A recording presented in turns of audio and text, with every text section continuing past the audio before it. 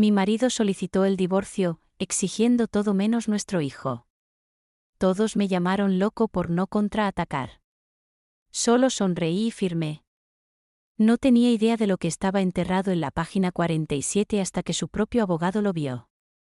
Puedes quedarte con el niño. No me interesan las batallas por la custodia. Quiero que te sientes con esa frase de la forma en que tenía que hacerlo. No nuestro hijo. Ni siquiera Tyler, el niño. Como si le hubiera pedido que dividiera una unidad de almacenamiento y me dejara guardar la caja de cosas que ya no quería.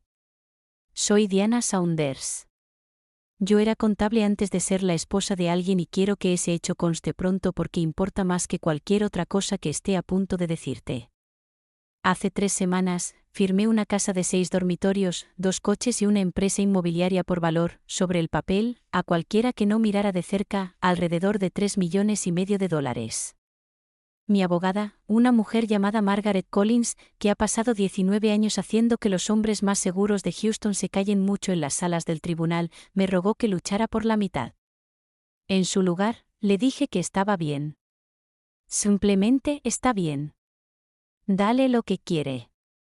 Ella pensó que había perdido la cabeza.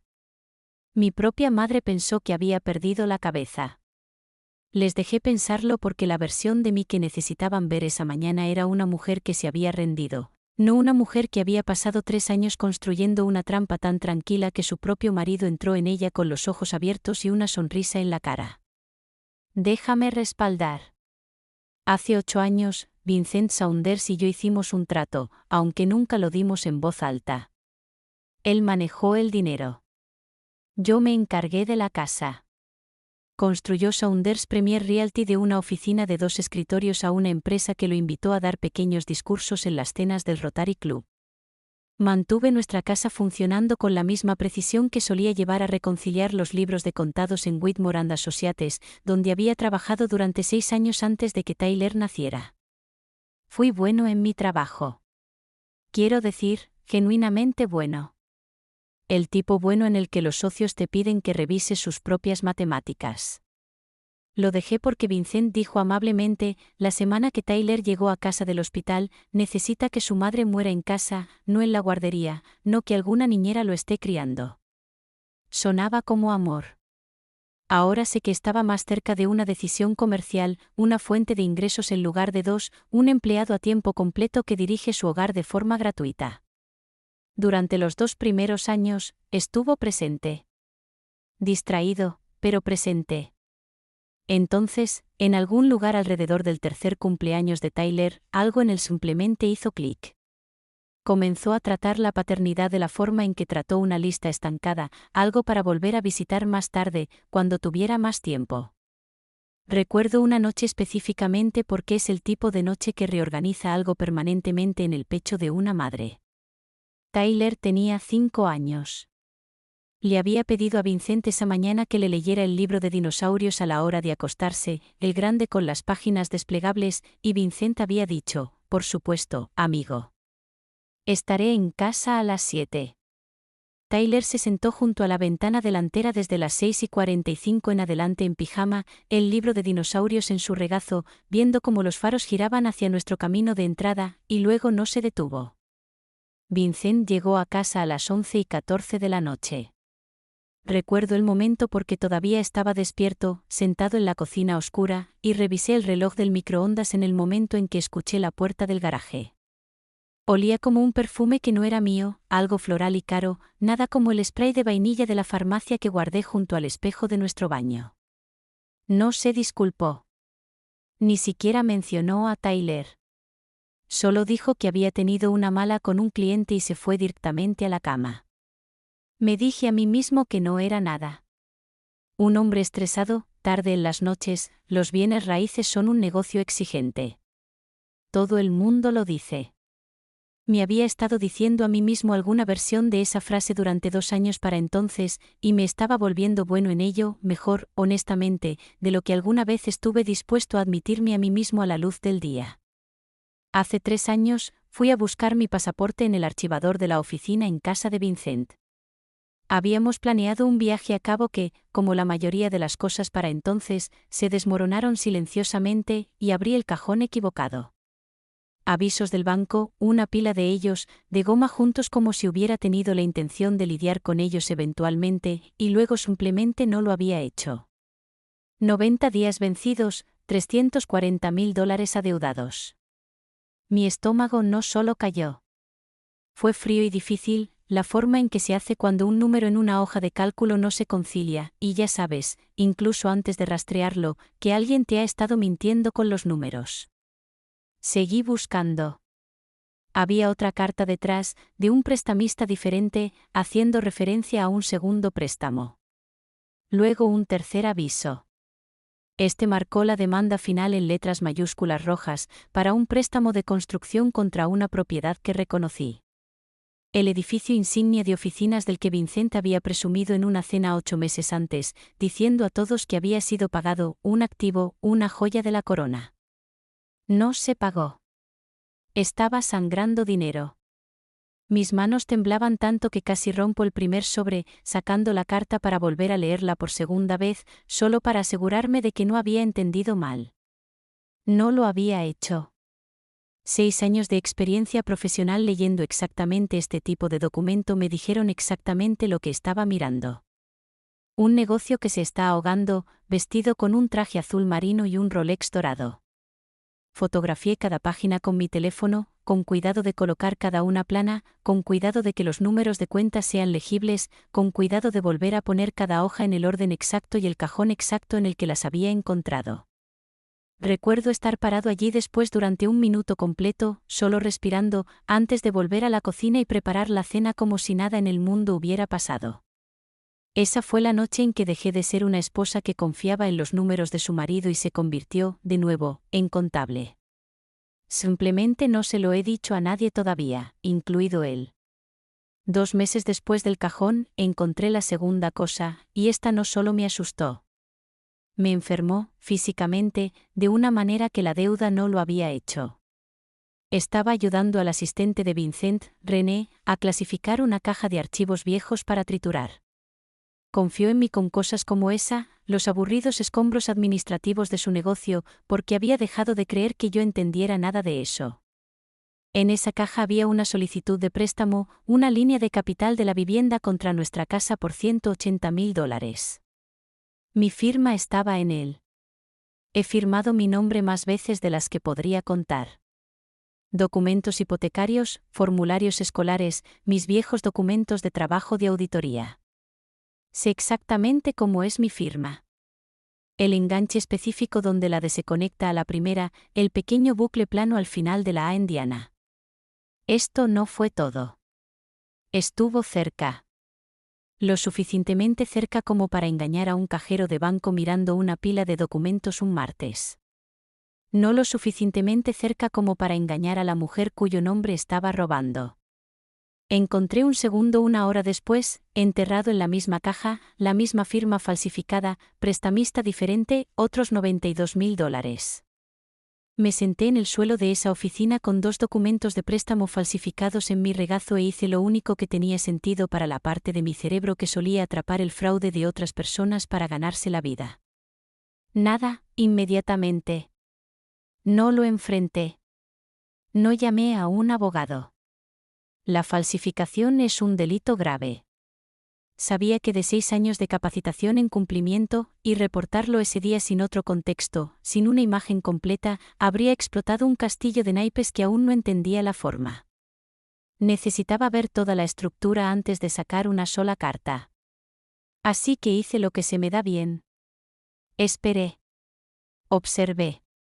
Mantuve la boca cerrada y los ojos abiertos durante 3 años, mientras mi marido seguía sonriendo en las cenas del Rotary Club sobre un imperio que, para entonces, valía silenciosamente menos que nada. El perfume seguía apareciendo. Botella diferente, la misma historia, más de 3 años más, Vincent llegando a casa cada vez más tarde, un elenco rotativo de excusas que se volvían más perezosos a medida que pasaba el tiempo, como si hubiera dejado de creer que estaba prestando suficiente atención como para molestarse en crear buenas mentiras. Su nombre, finalmente supe, era Brittany Bass, de 27 años. Me enteré de ella de la manera mundana. No es un descubrimiento dramático, solo un nombre que comenzó a aparecer en el calendario de Vincent, compartido con nuestra cuenta familiar de iCloud por puro hábito, más veces de las que cualquier cliente debería razonablemente. La vi una vez en la fiesta navideña de su oficina, llevando una bolsa Birkin que cualquiera que hubiera trabajado en el comercio minorista incluso durante un verano podría decir. De un vistazo. No fue real. La madre de Vincent, Eleanor, la tomó al instante, de la forma en que nunca me tomó a mí en 8 años de matrimonio, la rodeó con un brazo en esa misma fiesta, la llamó simplemente encantadora y me envió a mí, su propia nuera de casi una década, a la cocina para ayudar con los aperitivos. Me paré en esa cocina con una bandeja de champiñones rellenos, mirando a través de la puerta mientras mi suegra presentaba a una joven de 27 años a sus amigos, con más calidez de la que nunca me había mostrado. Y sentí que algo en mi pecho se quedaba muy tranquilo y muy quieto. No triste, exactamente. Aclarando. Me dije a mí mismo, por centésima vez, que no era asunto mío explotar esto todavía. Necesitaba que los totales de la deuda fueran definitivos. Necesitaba entender exactamente lo que la empresa de Vincent realmente debía, no solo lo que había visto en un cajón 3 años antes. Cada mes que esperaba se sentía como cobardía y estrategia, y nunca descubrí completamente, incluso después, cuál era realmente. Tal vez ambos. Hace 6 meses, Vincent me sentó en nuestra isla de cocina, la misma isla donde una vez encontré avisos bancarios en un cajón a 8 pies de distancia, con la postura particular de un hombre cerrando un trato, hombros hacia atrás, manos cruzadas. La voz que usó con los clientes que estaba a punto de decepcionar. Quiero el divorcio, dijo. Quiero la casa, los coches, la empresa, todo. Me sentí extrañamente tranquilo haciendo la siguiente pregunta, la forma en que te sientes tranquilo justo antes de un procedimiento que has ensayado mentalmente cientos de veces. ¿Y Tyler? Puedes quedarte con el niño, dijo. No me interesan las batallas por la custodia, el chico. He repetido esa frase más veces de las que puedo contar en los meses transcurridos desde entonces, dándole la vuelta como una piedra, buscando una versión que duela menos. No hay uno. 8 años de matrimonio, y nuestro hijo se había convertido, en una sola frase, en una partida que Vincent se negaba a tomar. Su abogado, un hombre elegante llamado Grant Petrosky, me llamó 2 días después. Una llamada de cortesía, la enmarcó, aunque no había nada cortés en ella. Diana, quiero ahorrarte algo de dinero, dijo. Realmente no necesitas contratar a tu propio abogado para esto. Es una división sencilla. Y francamente, agregó, con el tipo de condescendencia que solo suena peor por lo casualmente que se entrega. Eras contable a tiempo parcial. Esto no es complicado. No había sido contable a tiempo parcial. Había sido contador con licencia durante 6 años en una respetada firma de Houston, y Vincent lo sabía, y aparentemente había decidido, en algún momento de los últimos 8 años, borrarlo de la historia que contó sobre mí, incluso a su propio abogado. Eleanor llamó esa misma semana, aparentemente para ver cómo estaba Tyler, aunque la conversación no se quedó allí mucho tiempo. Deberías estar agradecida, Diana, dijo, en el tono que reserva para las personas que considera por debajo de pequeños inconvenientes. Tuviste una vida hermosa gracias a mi hijo. No seas codicioso al salir. No le dije nada a ninguno de ellos. Solo sonreí, la sonrisa específica y despreocupada que había estado practicando en espejos durante 3 años sin admitir completamente que eso es lo que estaba haciendo. Y llamé a Margaret Collins. Margaret Collins es que tiene una oficina en la esquina en el piso 14 de un edificio en Post Oak Boulevard, 19 años de experiencia en derecho de familia y una reputación que había escuchado de 2 amigos separados antes de llamarla. Por ser el abogado, los maridos ricos de Houston esperan específicamente que sus esposas nunca contraten. Lo estení todo para ella en nuestra primera reunión. Los totales de la deuda que finalmente había reconstruido a partir de 3 años de documentación cuidadosa y tranquila. Las firmas falsificadas en 2 préstamos. el asunto con Brittany Bass, documentado en entradas de calendario y, finalmente, un puñado de recibos que había encontrado para habitaciones de hotel. Ninguna de nuestras tarjetas de crédito combinadas tenía una razón legítima para haber pagado 4,7 millones de dólares en pasivos totales, escondido detrás de una casa de 6 dormitorios, 2 coches europeos y una empresa cuyo edificio insignia fueron 2 pagos de ejecución hipotecaria. Margaret escuchó todo sin interrumpir, tomando notas en un bloc de notas, y la escritura a mano, que podía decir, incluso al revés, estaba más organizada que los documentos mecanografiados de la mayoría de la gente. «Podrías luchar por la mitad del patrimonio conyugal», dijo finalmente. «Solo con las firmas falsificadas podríamos ir tras él con fuerza. Fraude, exposición potencialmente criminal, un acuerdo mucho mayor a su favor». «¿Pero la mitad de qué?», dije. «¿Mitad de la deuda?». Margaret realmente sonrió ante eso. La primera sonrisa real que había visto de ella, pequeña y aguda. «Ahora estás pensando como la contable que solías ser, en lugar de la esposa que le ha estado diciendo a todo el mundo que eres». Ella me lo explicó lentamente, la forma en que le explicabas algo a alguien que sospechabas que ya entendías, pero necesitabas escucharlo en voz alta para confiar en ello. Bajo la Ley de Propiedad Comunitaria de Texas, existe un principio bien establecido de que quien asuma un activo en un acuerdo de divorcio puede, si el acuerdo se redacta para especificarlo, también asumir toda la responsabilidad personal por las deudas directamente vinculadas a ese activo. No es exótico. No es una laguna en el sentido sombrío. Es simplemente una redacción precisa y deliberada, del tipo que la mayoría de la gente nunca lee lo suficientemente de cerca como para darse cuenta, enterrado en el lenguaje específico de quien asume que. «Está pidiendo todo», dije lentamente, sintiendo la forma de su formación en mi pecho por primera vez como algo más que miedo. «¿La casa? ¿Los coches? ¿La empresa?». «Entonces le damos todo», dijo Margaret, «exactamente lo que está pidiendo, palabra por palabra». Pasamos las siguientes 4 semanas redactando un acuerdo de liquidación de 52 páginas. La página 47 contenía un solo párrafo denso, escrito en el lenguaje legal más plano y poco notable que Margaret pudo construir. «Deliberadamente normal», me dijo, «por lo que se lee como cualquier otra cláusula de la página y no pregunta nada del ojo». Afirmó, en esencia, que la parte que recibe cualquier activo conyugal también asumió plena responsabilidad personal por todas las deudas, gravámenes e hipotecas vinculadas a ese activo, efectivas a la firma. «No lo leerá», dije, «la mitad para mí». «Entonces no lo verá venir», dijo Margaret. Quiero ser honesto sobre las 6 semanas previas a la audiencia, porque no estaban tranquilos, y no eran la cuenta regresiva triunfal. Una historia como esta los hace sonar en retrospectiva. Pausa rápida: si quieres más historias como esta en mejor calidad, mi Spotify está vinculado en la descripción. Grant Petrosky llamó a Margaret 2 veces, tratando de que aceptara una audiencia acelerada. Vincent, más tarde supimos, tenía prisa, porque uno de los prestamistas había programado una subasta de ejecución hipotecaria en el edificio insignia durante 6 semanas después de nuestra fecha de audiencia, y aparentemente creía que finalizar el divorcio primero, con la empresa técnicamente todavía suya, en papel durante una cuestión de semanas, lo protegería de alguna manera de las consecuencias. Fue, señaló secamente Margaret, precisamente el tipo de decisión de tiempo arrogante que hizo posible nuestra página 47 en primer lugar. 3 semanas antes de la audiencia, mi propia resolución casi se rompe. Tyler tuvo una semana difícil en la escuela. Su maestra, la señora Álvarez, llamó para decir que había llorado en el recreo cuando otro niño le preguntó por qué su padre ya no venía a recogerlo.